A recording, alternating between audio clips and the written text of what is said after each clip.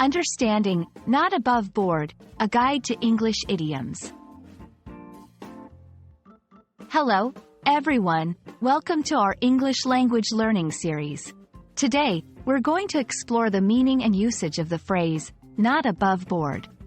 This phrase is a common idiom in English, and understanding it can really enhance your conversational skills. So, let's dive in.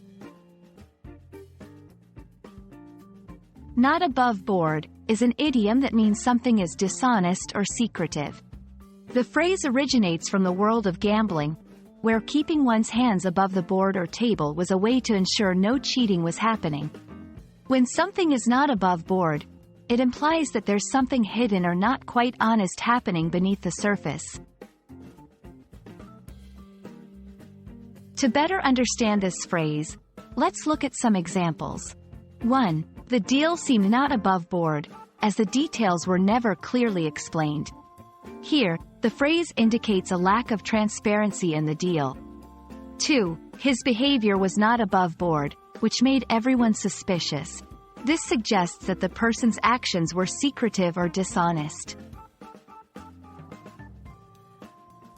Now, let's practice using the phrase in sentences. I declined the offer because the terms were not above board. The investigation revealed that the company's practices were not above board. Remember, using idioms like not above board in your conversations can make your English sound more natural and fluent. It's also useful to know similar idioms. Under the table, this means something done secretly, especially involving bribery or an illegal exchange. Shady refers to something or someone that seems dishonest or untrustworthy. I hope this video helps you understand and use the phrase, not above board, more confidently in your conversations. Remember, idioms are a fun and integral part of mastering a language. Happy learning, and see you in our next video.